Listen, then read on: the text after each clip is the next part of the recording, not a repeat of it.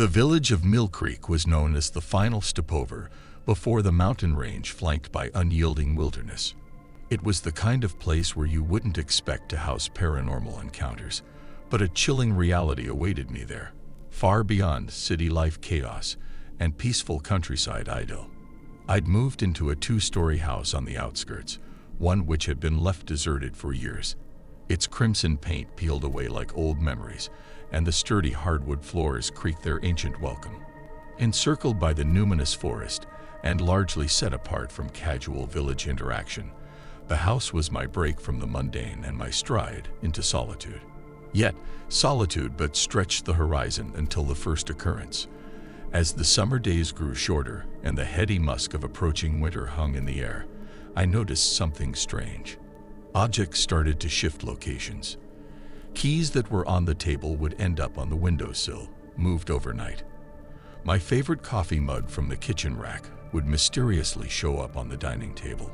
It was bizarre, but nothing more than an amusement, a trick played by my forgetful mind. Then, during one chilly night in late November, I woke to distinct whispers. The rhythmic cadences seeping around the closed doors, past the hallway, straight into my bedroom. I could almost sense them stirring the stillness of the dark. An icy dread snaked its way up my spine. It was a language I didn't understand, a language that was neither human nor animal. Cautious, I trailed the whispers across the long, wavering hallway to the attic door. The door, usually shut tight, was slightly ajar that night. I pushed it open. The sight that greeted me left a chill running down my spine. An array of my personal belongings arranged in a circle: keys, mugs, books, my grandmother's locket. They were all placed perfectly around a faded photograph of a man I didn't recognize. His eyes, dark and penetrating, seemed to brim an unsettling loneliness. I felt the whispers grow louder, as if resonating with the man's spectral gaze. Terrified, I ran to the village the next day, confiding in the aged bartender at the local inn. His eyes widened at my story. After a moment of hushed whispers with fellow locals, he turned to me with a grave expression. "That be old Enoch's picture, lad. He lived in your house years ago. Was a recluse, the poor soul. One day, he just vanished. Some say he never left."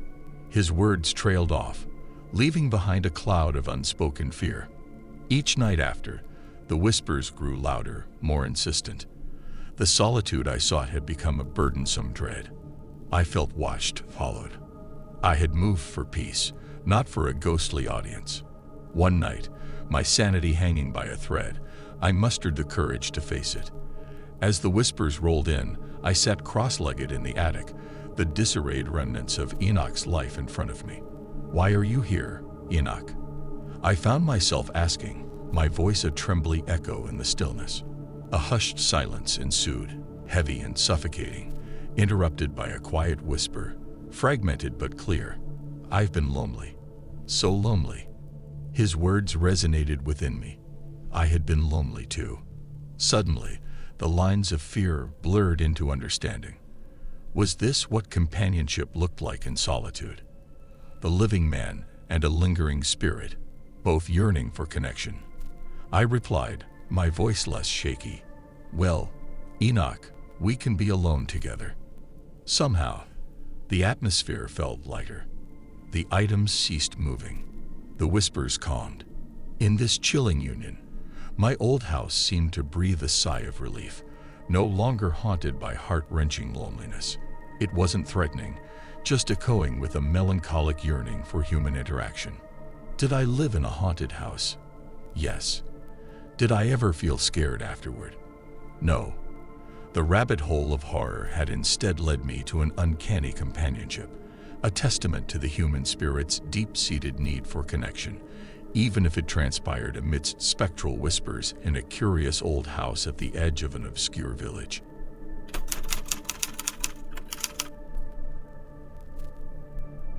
The antiquated village was nestled comfortably at the bottom of a valley, guarded by towering mountains on every side.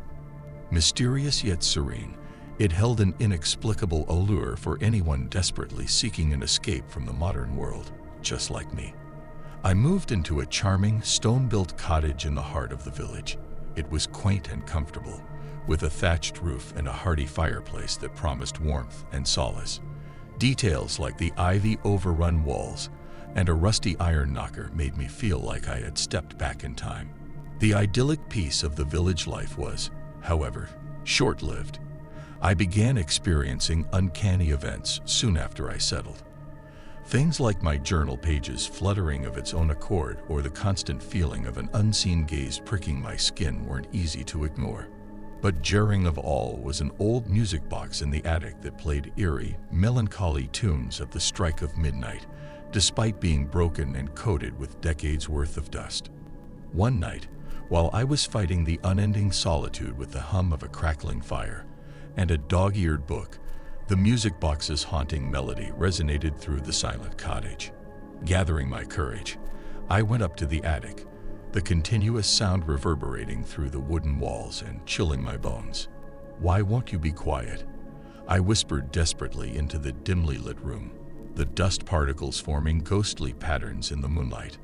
To my sheer terror, the music halted, leaving behind an eerie quiet that seemed to press heavily against my eardrums. And then, a voice, ethereal and delicate, quivered through the stillness. "I just want to be heard." Every nerve in my body shrieked in fear. I dashed downstairs, heart pounding like a drum in my chest. I spent that terrifying night awake, straining to hear the ghostly voice again, but only silence greeted me. The following days saw me transition from the castle of my solitude to the town's collective hearth, half hoping that sharing my story would normalize my experiences.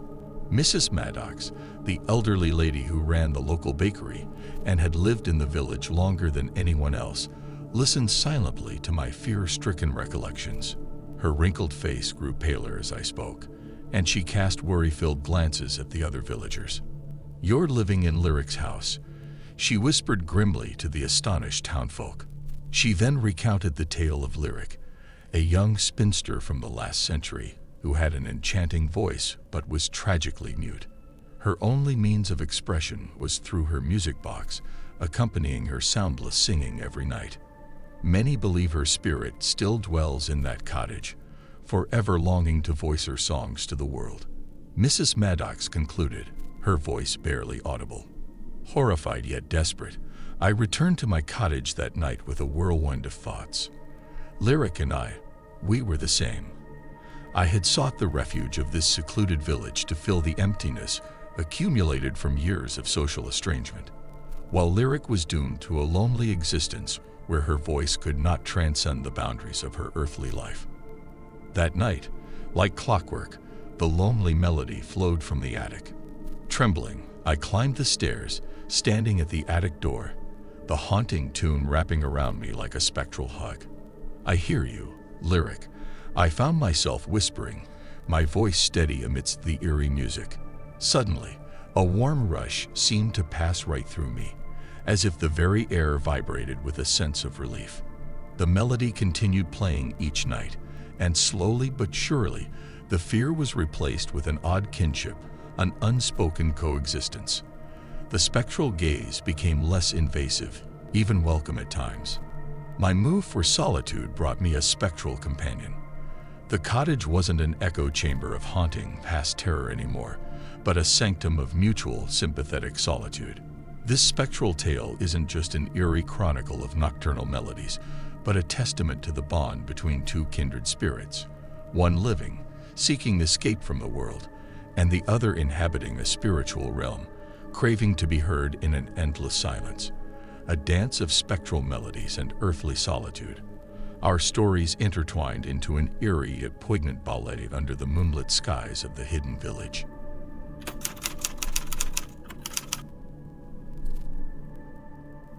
When I was a child, my parents would often send me to spend the summers with my grandparents in their humble abode, sitting quietly in our ancestral village of Silver Hollow.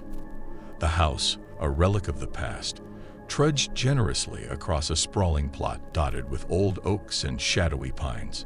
It was here in this remote expanse that I discovered the eerie truth about Silver Hollow, a chilling tale that unfolded during a long, nightmare-inducing summer.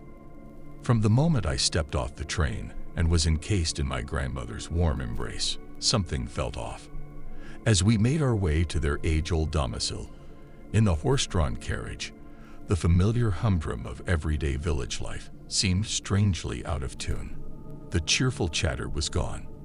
The villagers wore uneasy smiles, their faces pale under the bright summer sun.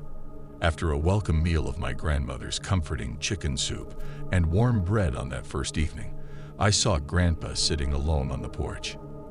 His pipe's smoke danced around him, and his gaze was lost somewhere in the lonesome fields against the backdrop of a sun bleeding its fiery hues on the horizon. "Grandpa, are you okay?" I asked, my curiosity surpassing the wary silence that had wrapped him. He turned to me, his eyes clouded with worry. "Anna, there's an old tale in this village, a ghost story if you will. I never believed it until now. Things have changed." As a child with an avid imagination and a heart for mystery, I insisted he go on. With a sigh, he began. "Many moons ago, a little girl named Abigail lived here. She loved exploring, but was warned to never go near the old mill at the edge of the forest. One fateful day, she didn't heed the warnings and vanished. It's said her spirit haunts that mill." The next day, unable to overpower my curiosity, I ventured toward the old mill. As I dared closer, my heart pounded fiercely in my chest as if trying to break free. The mill, decayed by time, boasted a sinister aura. Suddenly, I swear I heard a child's laughter echoing around. Terrified, my breath caught. I whirled around my heels and bolted straight home. That night, while lying in my creaky bed, I heard it again, the chilling laughter. Fear undulated up my spine, turning my blood cold. In the moonlight, a shadow cast appeared on the floor, a spectral figure of a little girl. She moved closer towards me, her laughter growing louder, echoing around the chilling empty space that was my room. In a raspy voice, she whispered, "Play with me, forever." I screamed and bolted from my room, finding solace in the comforting arms of my grandma. Tearfully, I told them about Abigail's ghost. My grandparents exchanged somber looks. My grandfather finally broke the silence. "We need to put Abigail to peace, for good." The following day, the bravest of the villagers accompanied us with lanterns in daylight to the haunted mill. As we stood before it, my grandfather spoke. "Abigail, you need to find peace. You are not alone anymore."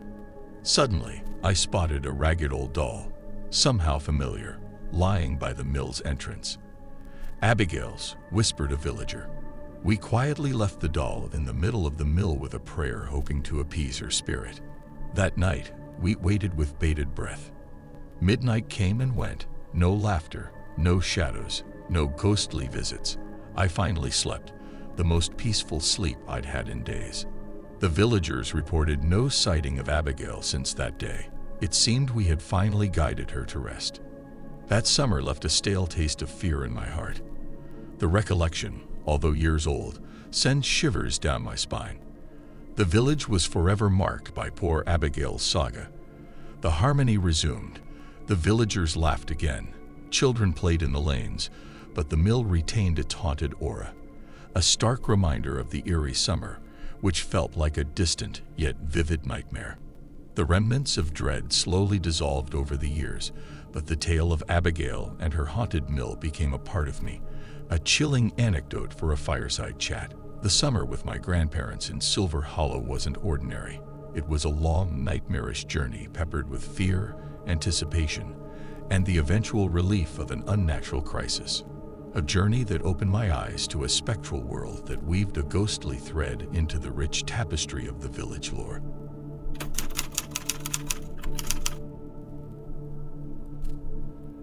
As the eldest grandson of the Watson family, I had always had a close bond with my grandparents. When they passed away, it fell to me to sort through their belongings in the old family house in the sleepy and remote village of Little Barley. The villagers were superstitious and often spoke in hushed tones of the old Watson place, but I had shrugged it off as country folklore. Late autumn left the village wrapped in eeriness. I gazed at the house standing alone atop the wind-hissed hill, its wooden exterior darkened with age, a grim sentinel overlooking the village. I tried to ignore the primal dread that stirred in my gut as I unlocked the door. The scent of damp wood and a lifetime of memories assaulted my senses as I entered. Faint traces of my grandmother's lavender perfume lingered in the air, ghosts of long-ago summer visits. Steeling myself, I climbed the dusty stairs to the attic, the place of forgotten relics. As I went through my grandparents' belongings, I noticed an old doll, its porcelain face painted with meticulously crafted details. I'd never seen it before, and something about it twisted my insides. I remembered my grandma's whispering voice woven with local folklore. "Be mindful of the unseen deer," she warned cryptically. I shook off the goosebumps, blaming the house's cold and damp personality. Nights fell, bringing rattling wind. The house groaned as if alive. I shrugged it off, yet it was harder to ignore the progressing strangeness. Shadows mispaved in candlelight, corners seemed to whisper sinister secrets, and the doll seemed to move in the attic room. One night, my heart pounded in the eerie stillness as I found the doll at the foot of my bed. Its glassy eyes seemed to gleam with an insidious life. The supernatural events spiraled, escalating my fear. Had the doll been misplaced, or was something unseen at play? Out of desperation, I approached Mrs. Barker, the village elder known for her knowledge of local lore. Her crinkled eyes widened. "The Watson doll," she muttered, chewing nervously on her lower lip. According to her, the doll had belonged to my great-aunt, who died under mysterious circumstances. The doll was said to hold her restless spirit. Turning white, I confessed the happenings. Her grasp tightened on her cane. "Harry, that isn't a toy. It's a vessel. Your great-aunt's spirit is unsettled. You need to help her find peace, find what she lost." With a dawning realization and a heart weighted with fear and responsibility, I returned to find the doll eerily still in the attic. Its permanent smile seemed less friendly and more sinister now. Mustered courage fueled my voice. "Aunt Hilda, how can I help you?" The room dropped in temperature. The silence shrieked before the doll moved, its porcelain arm raised, pointing towards the old oak wardrobe. A search ensued, the cabinet revealing a small wooden box. Inside lay an old locket, and opening it revealed a photo of a baby. The plaques read, "Hilda and Ellen, 1907. Ellen? My grandparents had never mentioned an Ellen, a forgotten sibling. Investigations led me to town hall documents proving Ellen was Hilda's daughter. She died on the same day, unbeknownst to my grandparents. Tragedy remembered. I positioned the locket in the doll's arm. A mother reunited with her child. Returning that night, the house was strangely calmer. The wind whispered softer, and the doll's eyes held a tranquil gleam. Aunt Hilda was finally at peace. The tale scared me, and yet it bonded me deeper with my family's past. My grandparents' village house held not just family heirlooms, but a century-old mystery intertwined with pain and longing. Through fear and uncertainty, the threads of familial history unraveled themselves before me, making me a part of a narrative much grander than I could ever have imagined. The house, no longer shrouded in fear, became a symbol of a love so profound that it breached the boundary between life and death. It became a space where I learned to respect the village's echoing folklore, where every item carried the weight of the past, and where family ties bound us beyond the physical realms.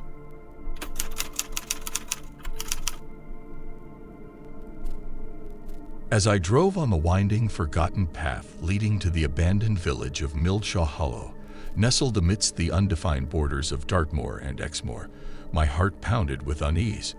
I had several times asked about the story behind its abandonment. The only response ever given, often veiled behind the guarded gaze of the residents from the adjacent hamlets, was, "Milshaw Hollow is a place best left undisturbed, love." A historian by profession, my intrigue at the aura of mystery and dread around the village had led me to this lonely expedition. I arrived as the sun dared not tread, the evening fog dotting the bleak houses shrouded in a grim labyrinth of overgrown greenery. As I stepped out of my vehicle, a deadly stillness enveloped me. The suspended silence of years of neglect, broken only by the whispers of the cold, late autumn wind. Taking a deep breath, I ventured into the heart of the village, my boots crunching on the gravel muted by nature's encroach. The houses that once buzzed with human life now stood vacant, pitch-black windows appearing as hollow, lifeless eyes. As I walked through the cobblestone path, I came upon what appeared to be an inn, its sign reading, "The Hollow's Hearth." Deciding to explore, I pushed open the creaking door. It was like stepping back in time. Tables and chairs, though layered in dust, still stood where they were left. A thick layer of gray coated the glasses and dishes left at the bar, rendering them ghost-like. But what stirred me was the lingering warmth in the hearth. It was as if the fire had been lit just moments ago. Confusion clouded my thoughts. Am I trespassing? I muttered to myself, yet no human presence was felt in the village where time had stopped. Nervously, I picked up a newspaper left on a table, dated 1978. As I read, a chilling headline gripped me. "A town lost to time. A seer's curse plagues Millshaw Hollow." Perplexed, I decided to delve deeper. Venturing up the creaking stairs, my flashlight pierced the cloaking darkness of the inn rooms. I stopped as I heard a sound, faint but distinct. A murmur, a whisper. It grew louder, morphed into a chorus of dreadful voices, a cacophony of fear and desperation. My eyes, drawn by the chilling symphony, fell onto a mirror hanging in the hallway. I froze. Reflected in the antique oval mirror was not my image, but an old woman dressed in a black Victorian gown, her pale, spectral face gazing at me with sorrowful eyes. "Respect the warning. Leave," her whisper echoed, amplified by the eerie silence of the inn. Terror gripped me, my heart pounding in my chest as I dashed out of the inn into the icy cold moor air, back to the safety of my car, leaving Millshaw Hollow in the rearview. The spectral warning of the timeless village remains etched, a place destined to forever belong to the echoes of time. The enigma of the haunted inn, the morning gaze of a haunted mirror reflecting horrors of a life left behind, forever. Millshaw Hollow, in my memory, stands not because of its eeriness, but for its poignant representation of human fear, a tale manifested in the form of a ghost town. A town that is no more than a spectral shell of the past. A town that whispered tales as old as time. A town forever lost, yet forever alive in its spectral existence. Fear, I realized, is not found in haunted homes or spectral apparitions. It is the realization of the time and lives forgotten, lost amidst the annals of history, too poignant to remember and too horrific to forget.